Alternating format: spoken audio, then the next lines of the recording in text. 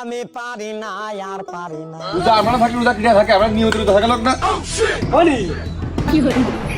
কিসির প্যাকেট কিসির প্যাকেটে?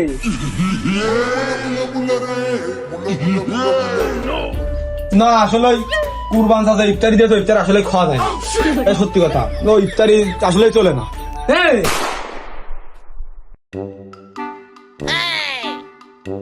আর রোদের কি কোনো মায়া দয়া নেই? আমরা রোজা রয়েছি, তাহলে আবার দেশের দেশের লোকজন রোজা নেই, রোজ যাইতে ওদিক আগে একটা হিলে মতন পড়ুক, আমাকে তো অনেক একটু ভালো লাগুক, কিরকম একটা শীতে মতন উঠতে পড়ছে দিন দিন। এ যুগি ছেলে পেলে আদব কায়দা কিরা কোনটা হবে কিডা? যাই হোক, টাকায় থাকি, ওই মুখ বড় মুখ তাকানো দেখলি মনে হয় সালাম দেবে নে। দেখো দিন গাছ পুড়ে একেবারে কাঠ হয়ে যাচ্ছে, ও গাছ তো আর রোজা নেই, এবার কষ্ট কমে আসছে।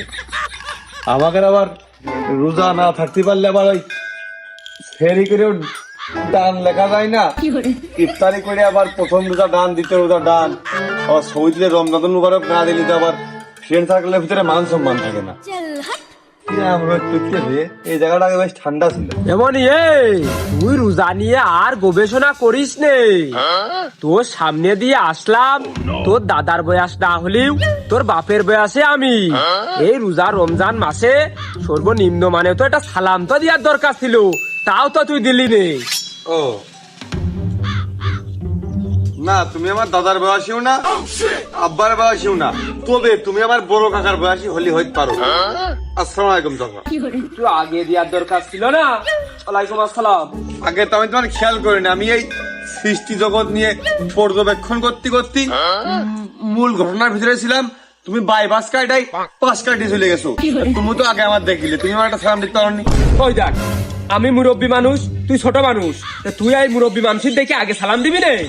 আহা, আমি যে তোমার দেখিনি, কিন্তু তুমি তো আমার দেখেছো, তাহলে যে আগে দেখেছে সে আগে সালামটা দেবে না?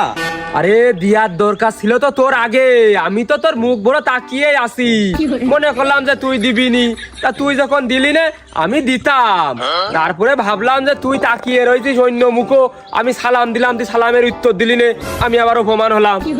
আচ্ছা, তোমার সাথে তো আর আমার কোনো বিষয় নিয়ে গন্ডগোল নেই, ওই জমি জাতি নিয়ে নেটাও নেই।